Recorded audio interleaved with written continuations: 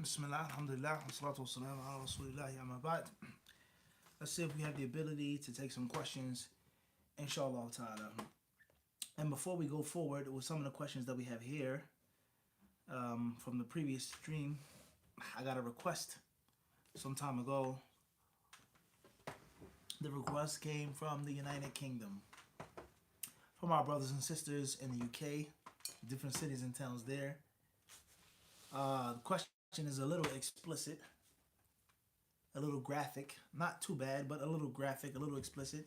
So for the faint of heart, you don't want to necessarily listen to this, or children, if children are watching, or if you want your children to learn about the harsh realities of life, then that's a different story. The question is regarding, I don't have my phone with me right now. The question is regarding the COVID-19 lockdown and the quarantine and people being jobless, schoolless, being at home. And the exact term that was used or mentioned, the exact word was people are roasting. People are roasting. And we were in the UK, our last trip, we were in London. They explained to us what they mean when they say the term someone's roasting or rinsing, etc. So it was a question, if my memory serves me correctly, from a sister. She says she longs for her husband. She desires her husband. Her husband is traveling, working, or whatever the case may be, and she fears of falling into some type of haram or some type of bad act. Is it permissible for her to live stream her husband and to masturbate for her husband, or for him to live stream her and to masturbate for her? Is that permissible, so on and so forth? In brief, I would say this, and Allah surely knows best. The scholars of Islam, you can go on Mufti Q&A and find a few videos, inshallah, in which we've discussed some of these serious questions or X-rated questions before. And for the immature people, or people, Allah knows best what's in their hearts, Allahu Alam, yani if you don't have the ability to answer the questions, or to get the questions answered, or the knowledge, or the heart, or the courage, don't necessarily criticize those who do. And you shouldn't, inshallah ta'ala, make things a means of mockery or some type of childish, immature laughter, cutting and pasting, and trying to make something look like it's not, all right? The Prophet, as we have explained in many videos before, in Toronto years ago, he dealt with many issues pertaining to sexuality. He answered many questions pertaining to matters of intimacy, parts of the anatomy, many hadiths. So Allah tells in the Quran, خُلِقَ مِن مَاءٍ دَافِقٍ.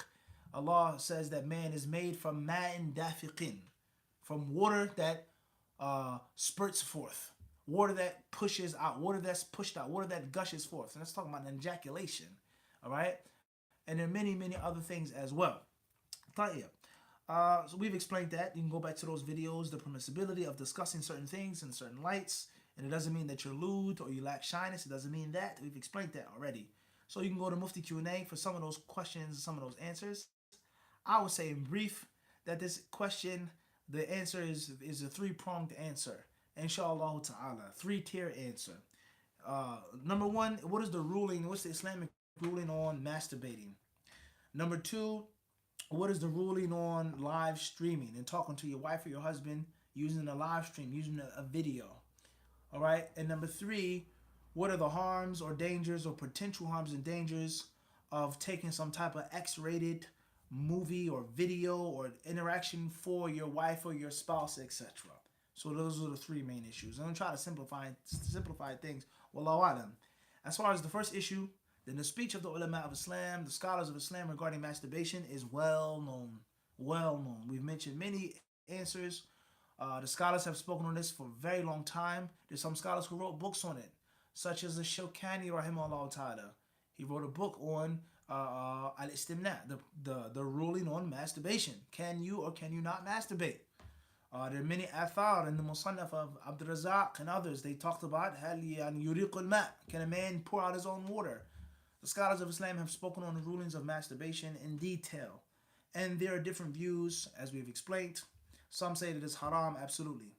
Period. Others say it's permissible, absolutely. And others may say it's permissible with regards to husband and wife. Husband and wife together. In the presence of each other, they're allowed to masturbate for each other or to masturbate each other. Some of them, they have mentioned that. And all of those scholars have their proofs and their evidences. Their proofs and their evidences, the dalil for that, which we won't mention, as we normally don't mention in the Q&As. Right, move forward. So therefore, if you consider masturbation to be haram, then it's going to be haram to live stream with your wife. If you consider it to be halal, then you're a step closer to the live streaming being halal. Moving forward. We have advised many times before to stay away from masturbation. You should avoid it, especially when you're by yourself. You should stay away from it. Some scholars say that it's best than actual zina. Of course, self-control and taqwa is the best cure and the best remedy. Khairan, inshallah. Live streaming. Can you live stream your wife? If live streaming is haram, if it's a surah, kullu musawwirin finnar, okay, all musawwirs will be in the hellfire, then of course it's impermissible to use a video to talk to your wife or your husband. As far as if using the camera is not haram and it's permissible and that's not what's meant by those hadiths, then it's permissible to live stream your wife or to live stream your husband. And we've explained the rulings of tasweer in some type of detail as well in other videos. So that's step number 2. And the khilaf of that is like the khilaf of the first point. Whatever view or opinion that you follow with regards to using the camera or using some type of means of photography or making a video or making a live stream. All right? If she's your wife, if he's your husband, then it's permissible. I call my wife, I live stream her, Assalamu alaikum, how you doing, honey? How's it going? Honeydew, honey melon, whatever you call your wife or your husband, boo, babe, whatever. Zoj, Zoja, king, whatever you call your husband or wife, my queen, whatever. You talk to her, you see her without a niqab, she sees you, live streaming your wife. If live streaming is permissible, it's based off of what's lawful between husband and wife. Number 3, third point would be the security of this. Is it permissible to live stream your wife and you're naked? Live stream your husband and you're naked? You're masturbating for your wife, you're masturbating for your husband. Are there people watching it? Do people have access to your phone? Are there non-Muslims and Muslims who can look into your phone? Your child walks in on you. You make a video, a hot steamy video for your husband who's overseas, a hot steamy video for your wife who's in another country or city, and then later on someone hacks your phone. Someone has access to your phone. Someone's watching your phone. Or you get divorced from your wife. She's not my wife no more. I have nothing to do with that woman.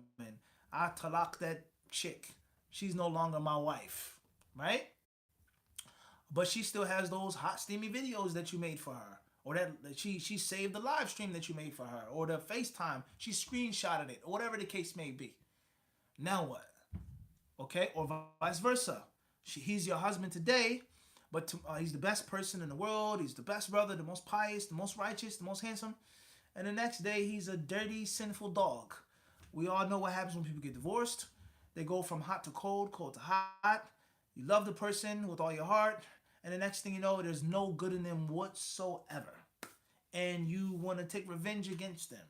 So I want to show these people on YouTube or Facebook or Instagram or any other social media platform that this sheikh is not the righteous sheikh that you think he is. I have footage, I have screenshots, I have text messages, I have videos of him talking like this and saying this and doing this and recording that. What happens if and when that takes place? So that is definitely something to be mindful of. That is definitely something to be mindful of. And Allah clearly prohibits us.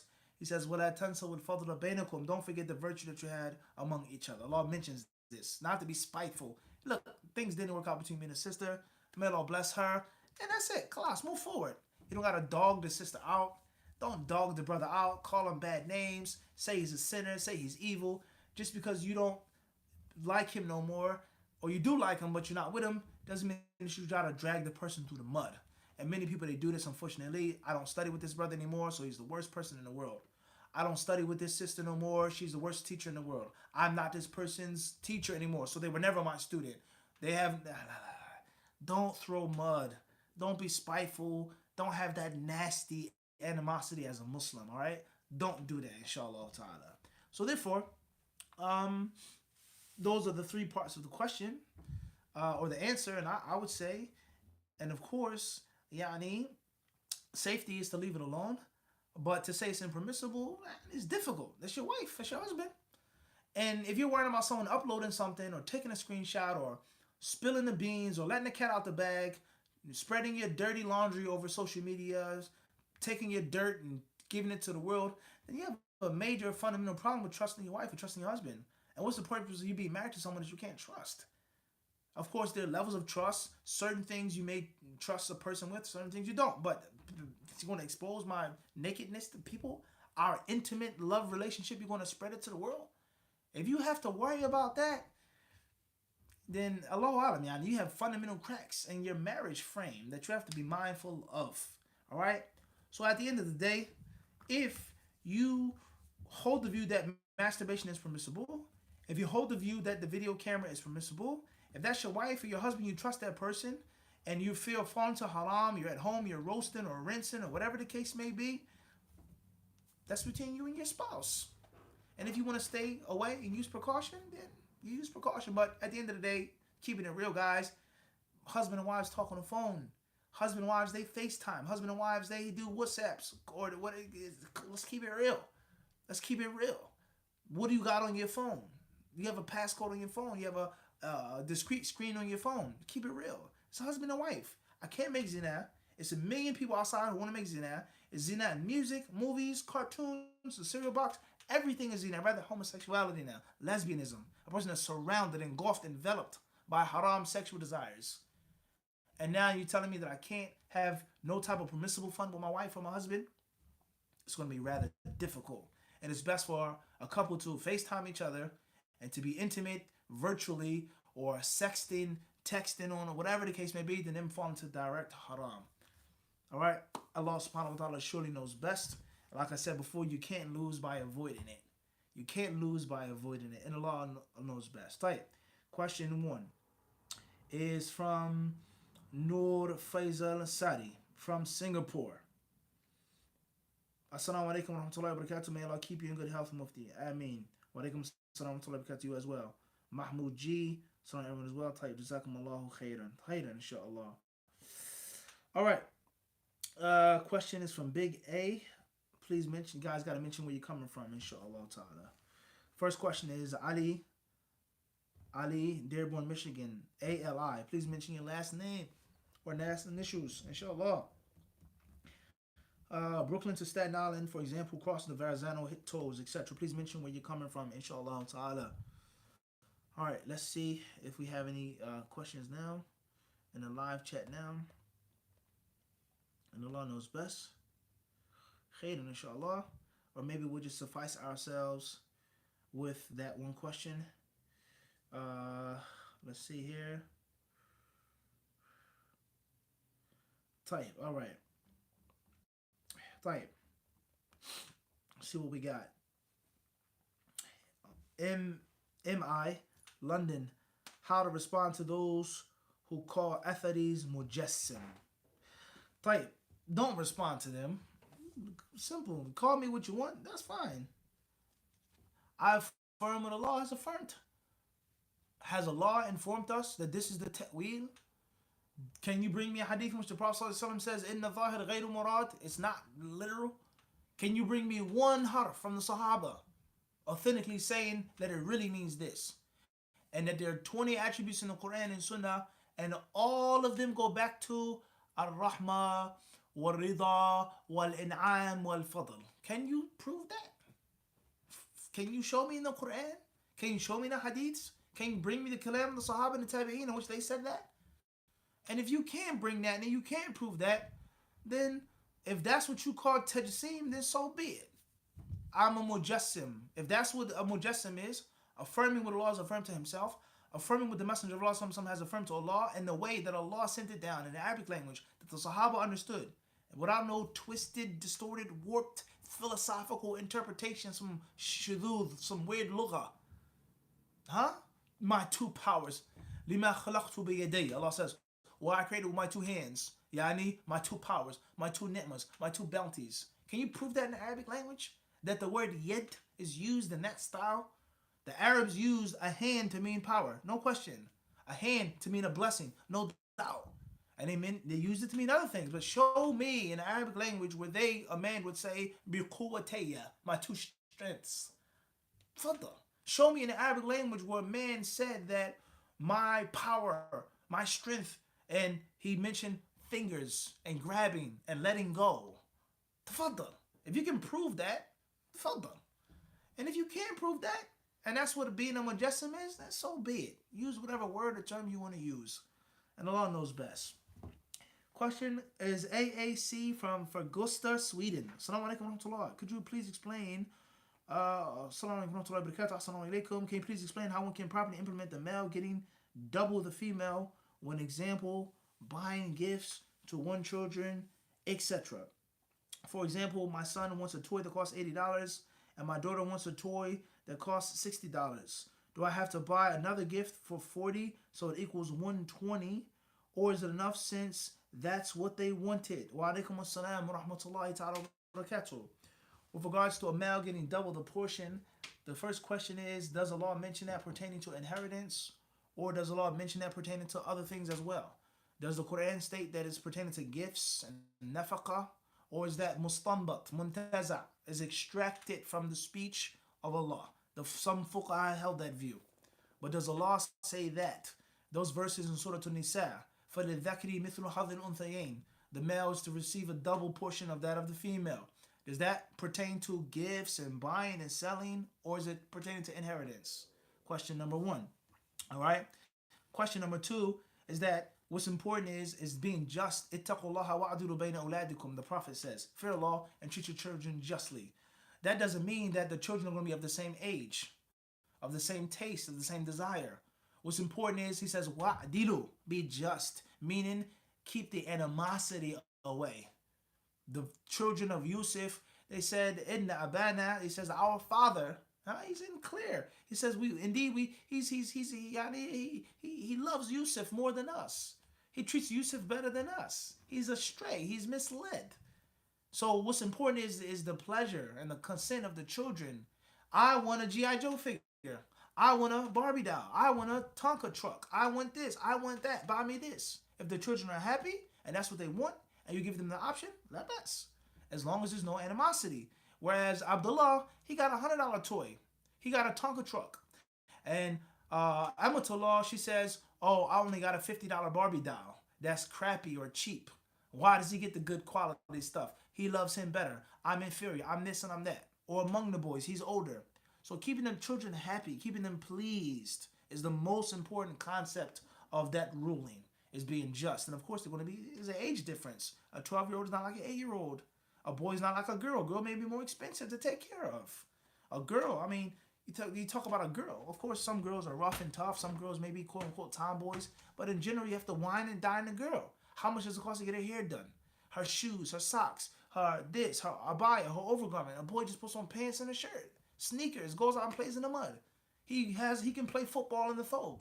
A girl is not like that. A girl may cost more money. So it depends on the age, the sex, and the consent, the pleasure of the children. Wallahu ta'ala a'lam. UA from London. Assalamu alaikum. Please advise us on how best to use our time this Ramadan in light of the mosques being closed, lack of interaction with friends and family, etc. Wa alaikum assalam wa rahmatullahi ta'ala wa barakatuh. Look into the seerah of the Prophet sallallahu alaihi wasallam. Be resilient like the companions were resilient, like the Prophet was resilient. When they had a lot, when they had a little, when they were outnumbered, when they were cornered, be resilient. You got to be resilient. Now make tarawih in a house. Now study this book more. Now give food to the neighbors. Now use the time that you used to do in the masjid for other things. You got to be resilient, inshallah ta'ala.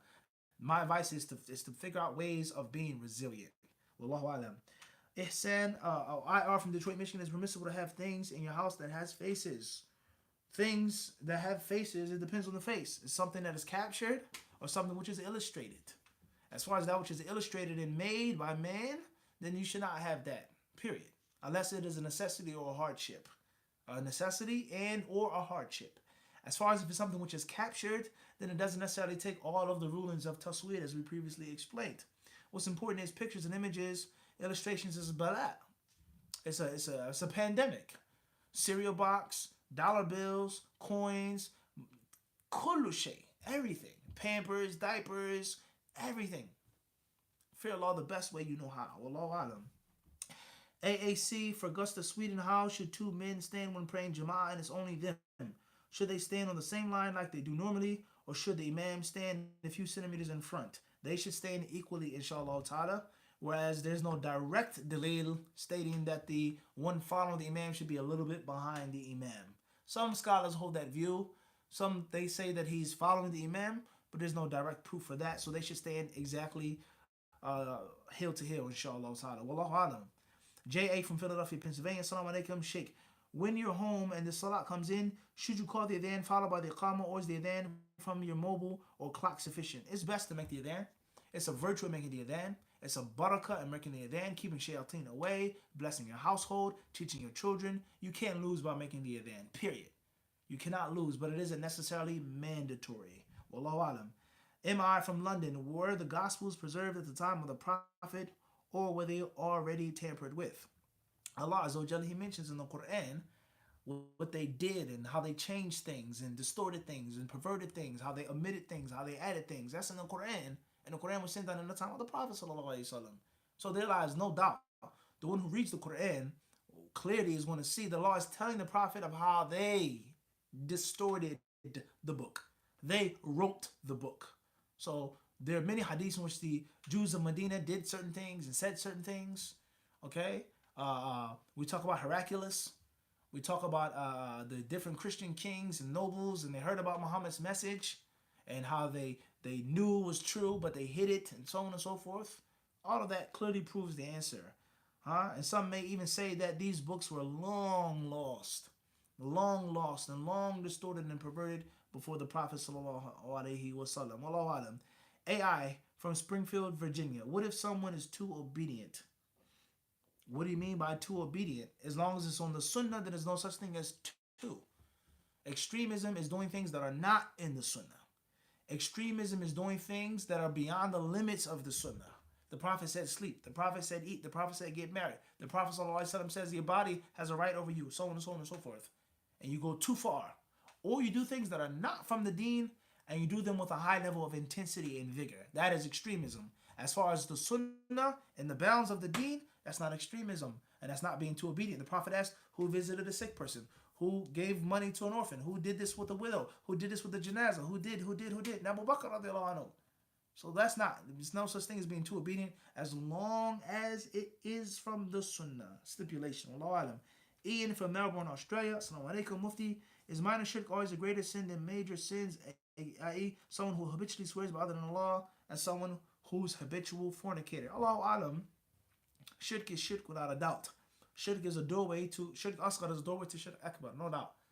But sins are also a doorway to shirk, as many of the Salaf said. So they're both dangerous, they're both toxic, and Allahu alam, depending on the sin. A person may make an act of a minor shirk, and a person may make an act of ma'siyah, which is istighfafan biha. He's looking down upon that sin, scorning it. He doesn't care. He has no thought. He has no concern whatsoever about this, and he just keeps habitually doing it, and he has no fear. He has no shyness. Maybe. But many ulama, they mention that those sins, those major sins, are shirk asghar as well. أَفَرَأَيْتَ مَنِ اتَّخَذَ إِلَهَهُ هَوَاهُ.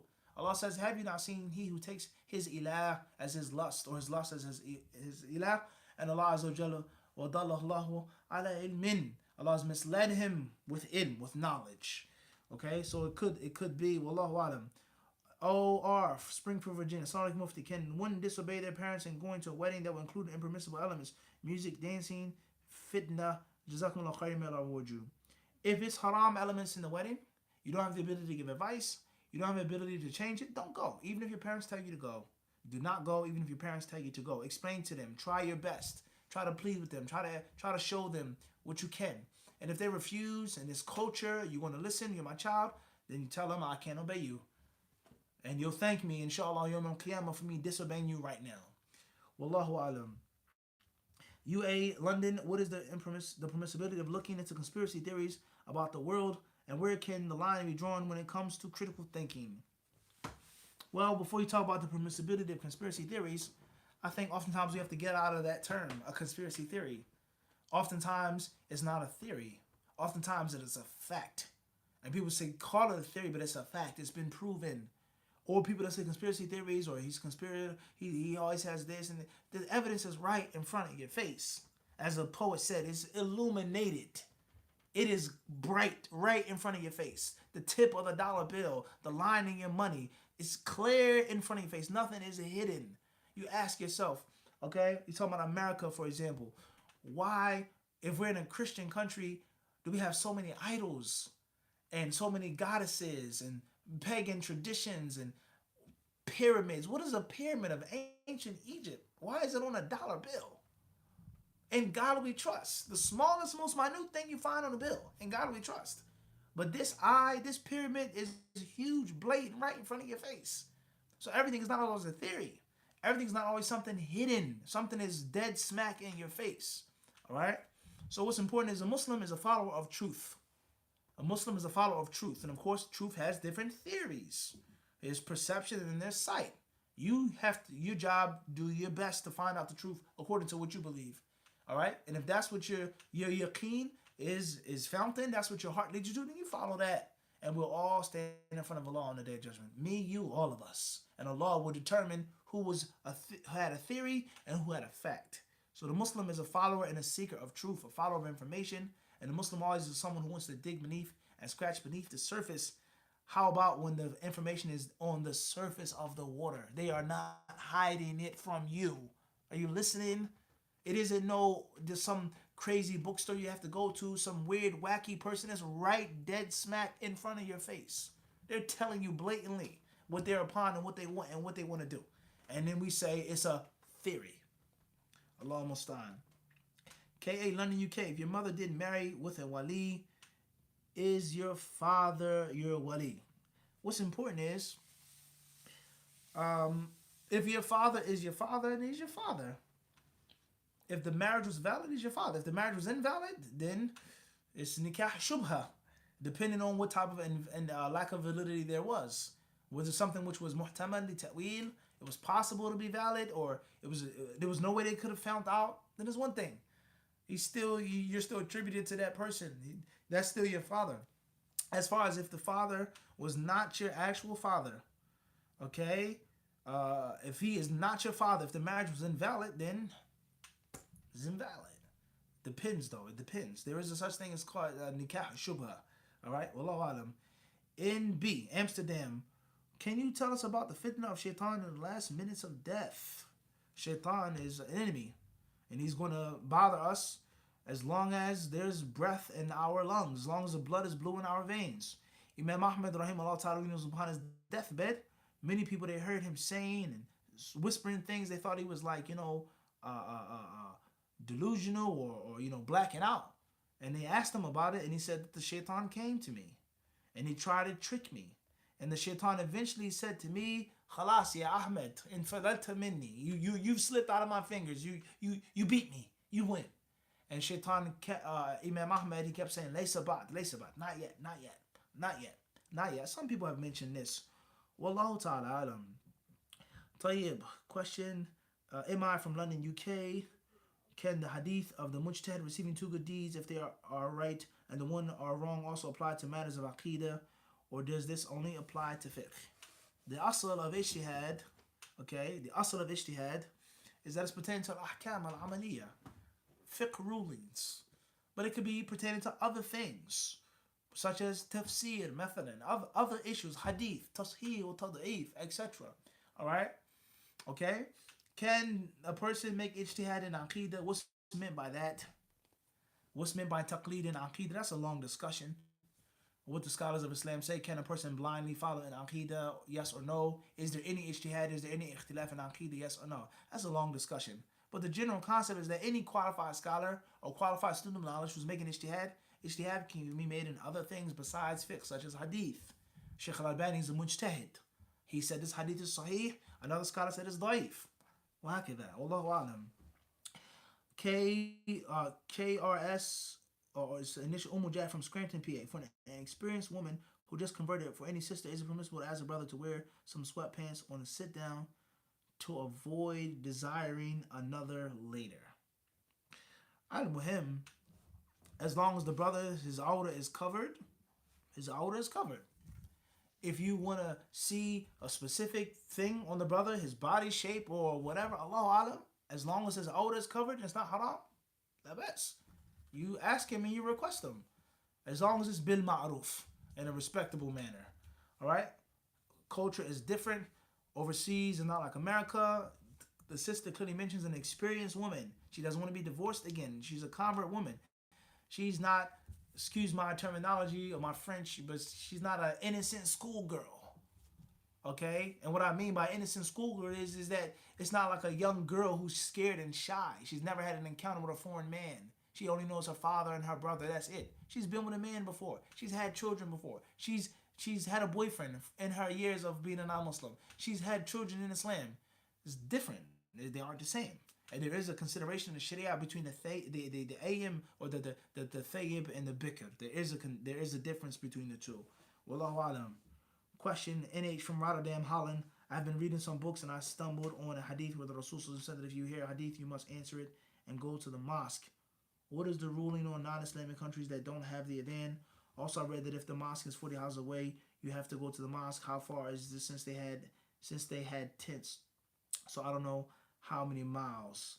Khairan, inshallah, may Allah bless you and all of the Muslims in Holland. I mean, what's important is that if you live in a distance and what you would normally hear the adhan, a normal man-made adhan, a natural organic adhan, or not even man-made, but the natural voice of the muadhin on the roof, on the minara, okay, not a speaker or an app, you would normally hear it, and that's the distance, then that's what you should do. You go to the masjid, 5 blocks, 6 blocks, 10 blocks, depending. If it was a blackout, it was quiet, and it was a loud voice, you follow that. As far as 40 houses, it depends. What do you mean by 40 houses? There could be 40 houses on one block. There could be 40 houses in a square, rectangle. It depends what you mean by 40 houses. What's important is that if you live in a distance and what you would normally hear the adhan, go and answer the call to the prayer. Bi'idhnillahi ta'ala. Even if you're in a non-Islamic country, as long as it's not extremely cold or extremely hot or anything which is fearful outside, Allah Azza wa Jalla knows best. Here we're going to stop our session tonight. Please forgive us for not getting to the rest of the questions. Hopefully Allah will give us the ability to have a longer marathon in which we give shorter answers, less detail, and more right to the point answers to get everyone's question answered. And He surely knows best. Thank you very much for tuning in. Assalamu alaikum wa rahmatullahi wa barakatuh.